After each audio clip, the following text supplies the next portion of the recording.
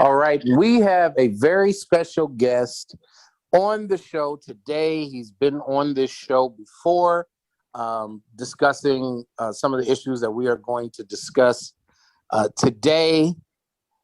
Commentator, journalist John Ziegler, welcome back. How you doing, sir? I'm doing all right. Thanks so much for having me. All right, so for those who are unaware, the last couple of interviews that we did was about the Leaving Neverland documentary and the controversy surrounding all of that. Now, I've seen you say, I don't remember if you said this on the show or if it was in other interviews that I saw, but I saw you say that you had initially approached it believing that Michael Jackson was guilty. And during the course of seeing different evidence and things like that, your mind changed on that. Can you take us a little bit through that journey, through that path, the things that you've seen, just to kind of catch people up Sure, before we go to where we're at now? Sure, that's actually a really good way to do this, Darby, because I actually think my evolution tells a lot about the story itself. Because let's go back to when I was a radio talk show host in Los Angeles at KFI, then the number one talk station in America, and Michael Jackson was on trial criminally. And I went into that trial presuming he had to be guilty, because I'm a conservative who believes most people are guilty. I used to trust in the prosecution. I don't do so much anymore now that I've learned a lot more about the way these things actually work. And I've been involved in some high profile cases, especially under this topic of child sex abuse, where people tend to have their brains explode and lose all sense of rationality. But as I covered that trial, and we covered it on almost a daily basis, I remember distinctly thinking, boy, this case is crap. I mean, and I'm presuming at the time, Darvia, that they're just not able to prove it.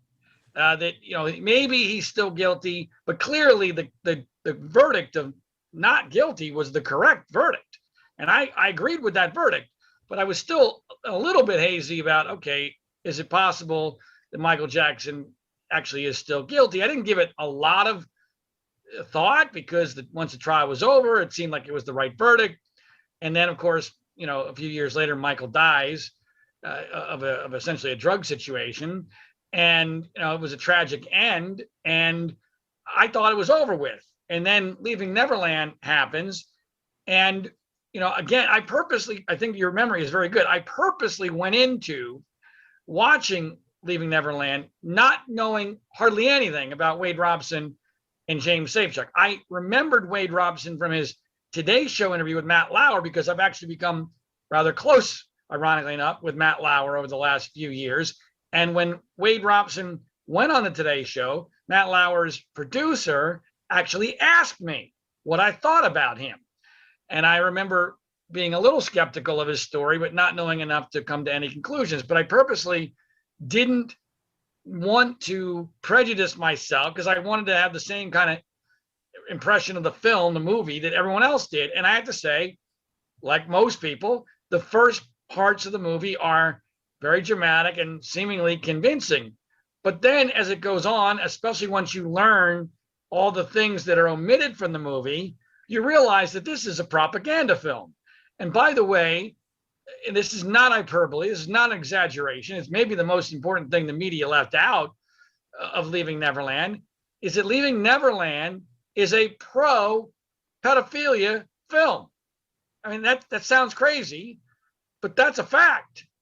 And it really is a disgusting piece of not just propaganda against Michael Jackson and the truth, but also in this concept that, young heterosexual boys can feel pleasurable experiences while being repeatedly abused by an adult male. Because that's the basis of the whole Dan Reed, who made the film, his narrative. And so the more I got into it, I was not just convinced that the film was a fraud, I was furious. And I think the key moment for me, Darvio, and you may remember this as well, is that I interviewed Brandy Jackson. Brandy Jackson is Michael Jackson's niece, who dated Wade Robson for a very long period of time during a very key period in both of their lives. And after meeting with her and meeting with TJ Jackson and Taj Jackson, I knew there was absolutely positively no way that Wade Robson was abused by Michael Jackson. None. And the more I learned then about James Safechuck, the other accuser in Leaving Neverland, I realized his story is no more credible than Wade's. And so, that's when I started to write about it, do interviews about it. I interviewed Tom Mesereau, who I've gotten to know pretty well on other cases. And I think that we've been vindicated. Our side has been vindicated here in many, many ways.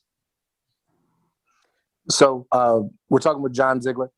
So let's talk about that vindication. There was a reason why this was trending again on social media earlier this week.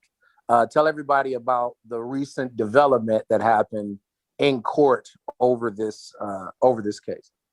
Well, one of the more suspicious elements of Leaving Neverland is that it had all the appearances of being a promotional tool for two lawsuits brought by Wade Robson and James Safechuck. By the way, lawsuits that were, I believe, for over $1 billion, as insane as that is. I mean, just insane, right on its face. Why not 10 billion? By the way, why stop there? Frankly, that should have discredited the film right away. I mean, because that's an inherent conflict of interest. They are trying to make lots of money from their story, and unfortunately, Oprah never really fully fleshed that out in the post HBO Leaving Neverland special, and certainly Dan Reed in his interviews about Leaving Neverland thought it was preposterous to even raise the issue of money, which is frankly hilarious. I mean, I watch Dateline all the time with my wife, and people kill each other all the time over $200,000 insurance policy. I mean, lying about what happened 25 years ago for $1 billion when the media is behind you is hardly a stretch, right? Right. So both of those lawsuits now have officially been thrown out. Now, is it possible they could come back in some form? I guess it's theoretically possible, though it seems legally unlikely. And I actually have a little bit differing view on this. I was hoping that the lawsuits would not be thrown out, even though these guys don't deserve a dime and should be humiliated. The only way that happens is in a trial where they can be exposed publicly.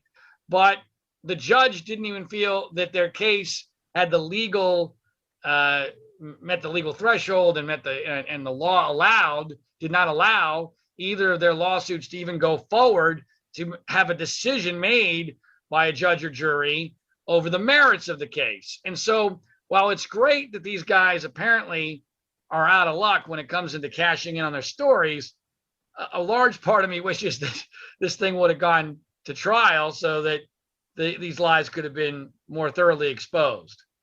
Right. Dante, I know you got a question. Go ahead, sir.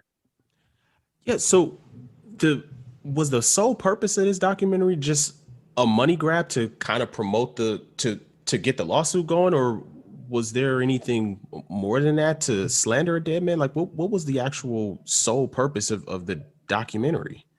Dante, that's another great question. I believe that the motivations here were for Robson and Safechuck.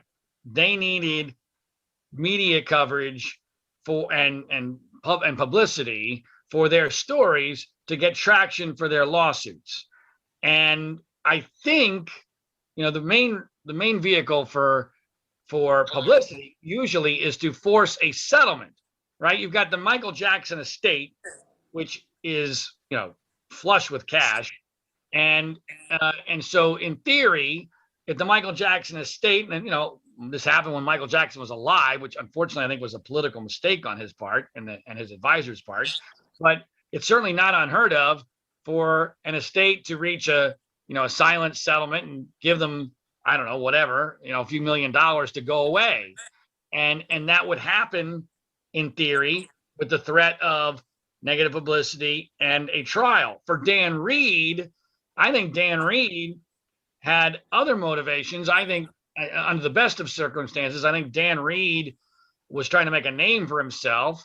I think Dan Reed has a weird fetish about this issue. I think it's obvious from the content I've already alluded to in the film and in his interviews. I mean, I really think Dan Reed is not just a dumb guy who made a film that was a fraud. I think he's a bad person, potentially a very bad person.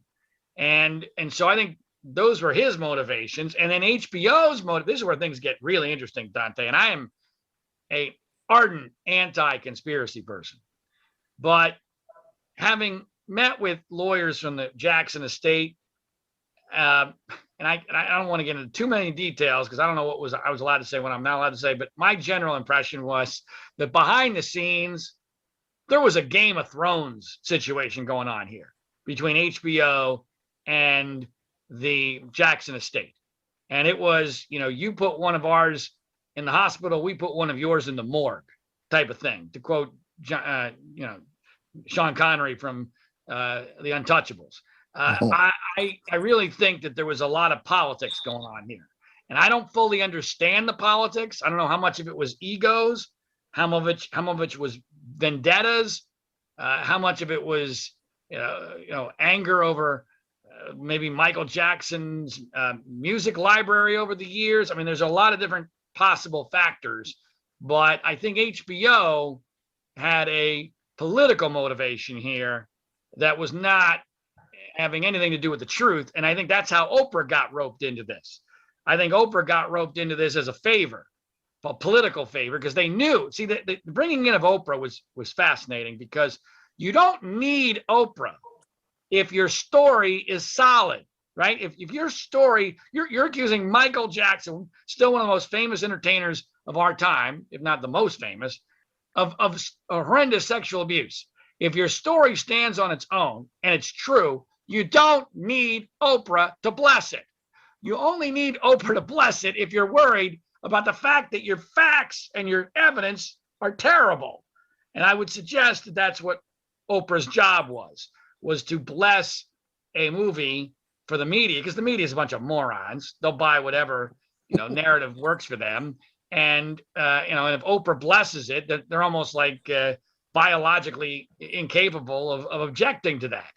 And so that all created a perfect storm of HBO creating a fraudulent film based upon two stories that are not just false, they're ridiculous.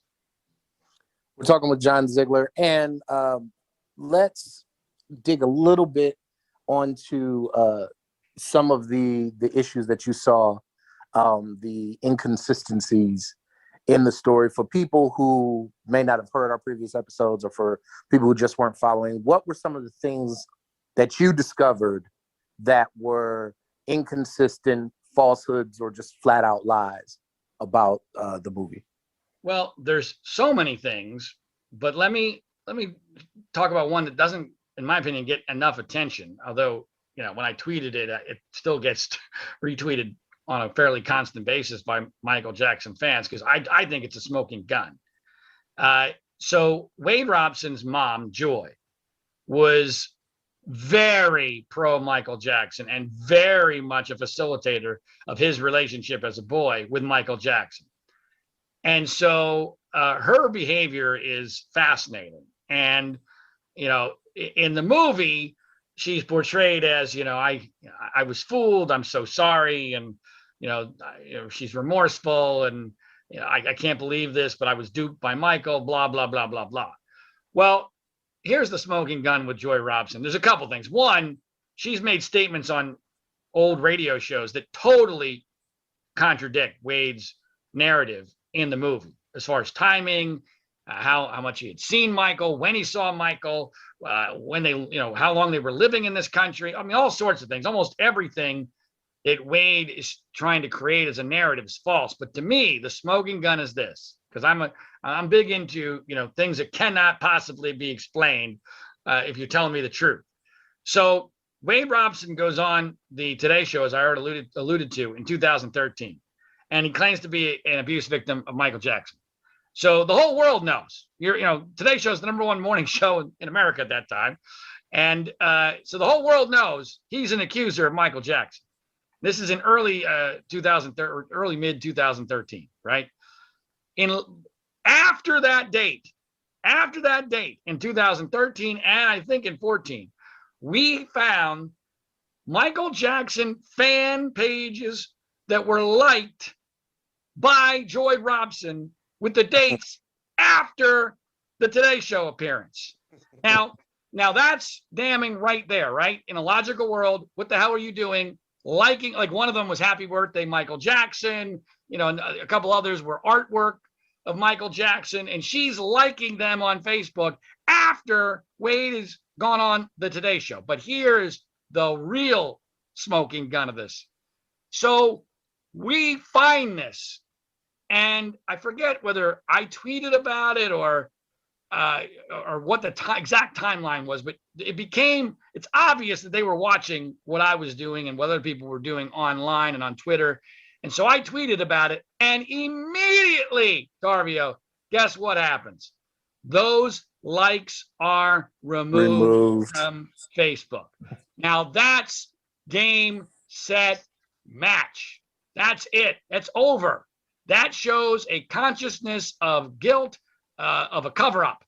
And that's inexplicable. She knows this story is a fraud, and because there's no other logical explanation. So that's, to me, with Wade, the biggest one. And the one with James, there's a lot of them, but I didn't come up with this. Other people did. I helped promote it, but it's been well documented that James Safechuck claims in the movie that he was abused in the train station at the Neverland Ranch. And based upon his own timeline, that's impossible because the train station did not exist. And what is, that's a game, set, match, right? Although I was stunned, and I mentioned that Dan Reed's a dumb guy.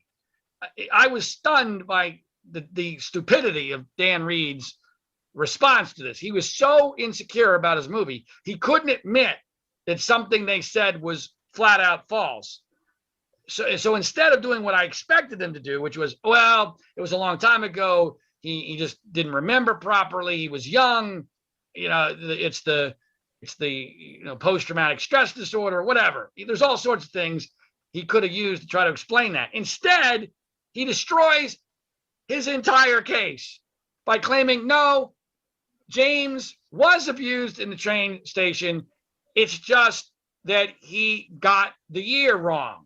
Well, the problem with that is, and this, I've seen this happen in so many cases, where when you change the year, guess what also happens? You get older. And now James Safechuck is a 15, 16-year-old boy who's much bigger than Michael Jackson. And oh, by the way, the entire Dan Reed narrative is Michael abused these boys till they hit puberty, then he moved on. Well, how does that work with James Safechuck being abused at 15, 16 years old in a train station that was just built? That doesn't work. And so his whole narrative falls apart. And so to me, those are the two things regarding the movie that are the most obvious problems. But my God, with Wade Robson, there's so many issues. I mean, first of all, the first thing people need to understand is he was the first witness at Michael Jackson's defense that Tom Mesereau put on in the criminal trial. Tom Mesereau is a brilliant man. You really think that if he had any inkling at all that Wade Robson had been abused, he was going to put him on the stand at all? Not a chance. Not a chance in the world. And certainly not as his first witness. And then, look, I don't know, this might get politically incorrect, but, for me, this is one of those things that hits you in the eye line. And maybe you guys will appreciate this, maybe you won't. But one of the things that Robson's story really makes no sense regarding is his story is he was horribly sexually abused from the age of 7 to 14. By the way, there's problems with those years. But let's accept his story, 7 to 14. So his entire formative life, even while he was dating Brandy Jackson, and Michael was the one that set them up, by the way. So for those 7 years, he's horribly sexually abused by a man, right? He's a heterosexual boy into a man, and there's no signs he's gay. So this would have been a horrible, horrible experience. Yet, just a few years like 3 or 4 years after the abuse of Michael Jackson ends, he is able to have an affair with Britney Spears while she's dating Justin Timberlake. Oh, Now, wow. I'm sorry, I grew up Catholic, and recovering from being Catholic as a teenage boy was difficult enough to date girls. There's no chance I could have dated Britney Spears while she was dating, having an affair with her while she's dating Justin Timberlake, and I didn't ever get sexually abused. It goes against everything we are told about, your self-image, your confidence, how you feel about sex, all of it. It's just completely unrealistic that Wade Robson could have pulled that off. And by the way, while Britney has never publicly spoken about it, right after these allegations, she did post at least one that I know of, maybe more, dance video on Instagram or wherever to Michael Jackson music. And I felt like that was, and other people interpreted it the same way, that was a shot at Wade, because she knew Wade Robson was not abused by Michael Jackson. We're talking with John Ziegler. Has there been any backlash towards the people involved? Obviously, there's been questions about the two individual story from day one, but has there been any backlash to the director of the movie, HBO, Oprah? Has there been any backlash to the people who were involved in perpetuating this? Not in the mainstream. I mean, unless you follow the story on Twitter, where the Michael Jackson fandom has done amazing things trying to hold them accountable. I mean, Dan Reed has won awards for this movie, many awards. Oprah Winfrey has suffered nothing about this, although she publicly backed away from it slightly. I don't know whether or not she's suffered any real repercussions about it, but unfortunately, we live in a world now where there's no accountability. Which is, by the way, why these things keep happening, because people know that, well, even if we're wrong, we're on the right side, so no one's going to really hold us accountable. There's not going to be any damage done to us here, so no harm, no foul. Michael Jackson's dead. He can't do anything for us. He can't do anything to us. That's a really big part of this. If Michael Jackson was still alive, first of all, HBO would never have had the balls to run this movie, because then Michael Jackson could sue for defamation. Because he's dead, which is a key part of this whole thing. He can, even his estate can. Now, the estate is suing HBO on other grounds, which I find absolutely brilliant, using the contract that Michael Jackson signed with HBO decades ago to do an exclusive special for HBO. And I believe that's still in the works, and I hope that will go forward. Yeah, I believe that the last I heard, it went into arbitration, which HBO did not want to happen. Yeah, I think you're right. That's exactly right.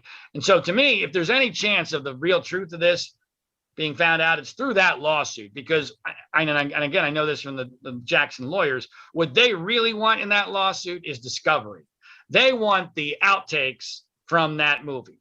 And I told them this, and I know they agree. I believe if you ever get the outtakes from Leaving Neverland, you're going to find that this was done as if it was a fictional movie. You're going to find that James Safechuck and Wade Robson did multiple takes and were effectively working with a script. And this was not a documentary film. This was a fictional movie shot like a fictional movie. Mm-hmm. And you kind of alluded to it a little bit earlier in the interview. I know I'm familiar with your work, so I know one of the other things that you talk a lot about is the media and how the media handles things and stuff like that. So in this particular case, well, first I wanted to ask you if you had heard about this, and it's going to tie into the situation here. There's a guy by the name, he's passed away now, but there's a guy by the name of Ronnie Newt who did an interview with Vlad TV, which is a popular YouTube show. Mm-hmm. And he was a friend of the Jackson family. He had his boys around Michael Jackson. He showed pictures. They were wearing the glove. They had been in the Jackson house. They had been on Michael's bed and stuff like that. And he, according to him, he was approached around the time that these issues, I believe around in the 2000s. He was approached by a media outlet. I'm not going to say the name of the media, but he was approached by a media outlet that offered to pay him $200,000 to say that his children were molested by Michael Jackson.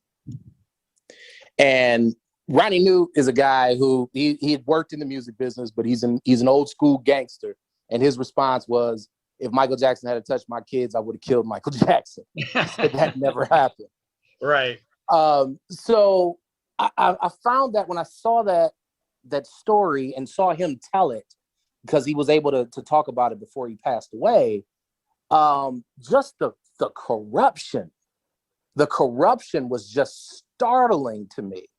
And it seems like, to talk a little bit about the media reaction to this, the media reaction to Leaving Neverland, it seems like that it's so corrupt the way that a lot of the media operates. And I know that you're a media critic in general about other issues as well. So just talk a little bit about that from your perspective. Well, there's two issues to what you just brought up. And the first one really isn't a media issue, but I think it's important. People keep forgetting that the circumstances here are unique. And that is that there is money all over this case. And think about this. To me, the ultimate proof that Leaving Neverland is a fraud is that if it was not a fraud, Wade Robson and James Safechuck would have had a dozen people joining their lawsuit. A dozen, at least. Michael Jackson would have been doing this constantly. So that to me is, I'm a big believer, Darvio, that especially in these cases, oftentimes what doesn't happen is as important as what does. And what did not happen here, which is I'm sure Dan Reed expected, and I know Dan Reed expected, he said he wanted to do a part two. Well, there's no part two because no one else came forward. And so that's important. As far as the media, look, no one hates the media more than me. And there's a corruption element to it, but I think it's more incompetence and fear. Because on this particular topic of child sex abuse, there's nothing in it for anybody to take the other side. Because if you take the other side, and by the way, even if you're right, there's a good chance you're going to get crucified. And there are certain topics now that you are not allowed to question in the major media. By the way, the number of those topics is increasing on an almost daily basis, especially in the last year with the COVID lockdowns. But that's another story. I mean, the reality is there are lots of things you're not allowed to question anymore. And one of them is a child sex abuse victim story. And by the way, when you're not allowed to question, that means that everyone knows it's easy to be believed. And therefore, you're going to get a lot of stories that are not true. That's why you need some level of scrutiny. People need to at least know that if they're going to come forward with a false story, that they're going to be found out and held accountable. That's how you avoid fake stories. Well, we've now swung the pendulum so far in the direction of believe all victims that false stories come forward, I believe, on a fairly regular basis because everyone knows there's no media scrutiny. And there's no media scrutiny because everyone in the media is terrified. This is a kind of subject over which you can get fired and nobody wants to lose the gig. And so to me, it's much more of a lack of courage issue than it is a corruption issue.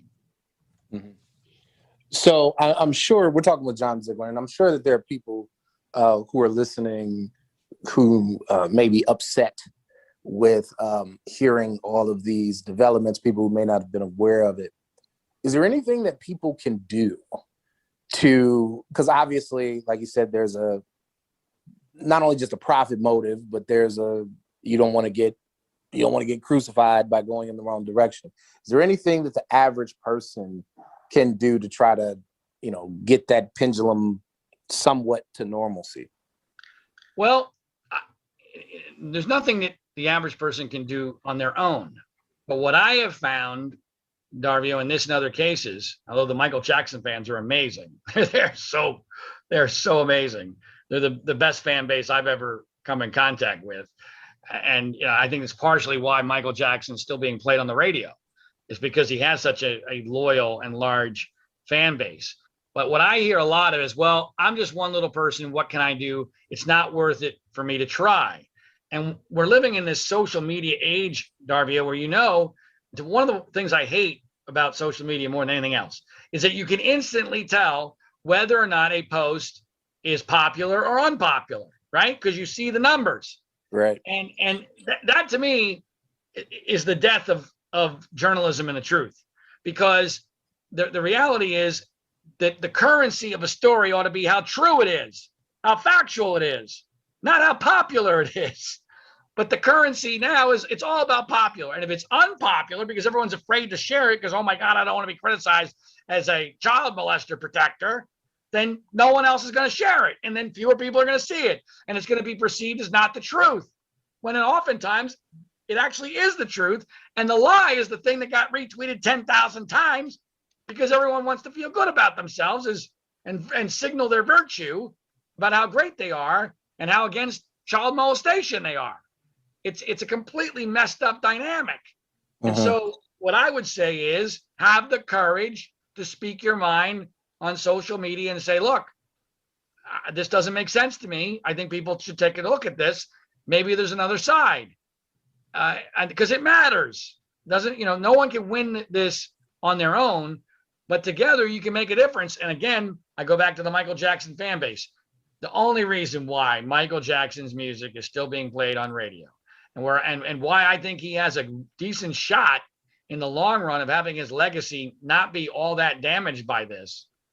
There was some temporary damage, but I think there's still a chance for it to be mostly restored, is because of that fan base. And there's actually a market for pro or fair Michael Jackson stories.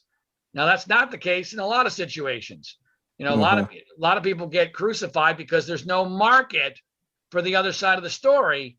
But because Michael Jackson has a built-in fan base, and by the way, these people aren't just fanatics. They know the facts of this case.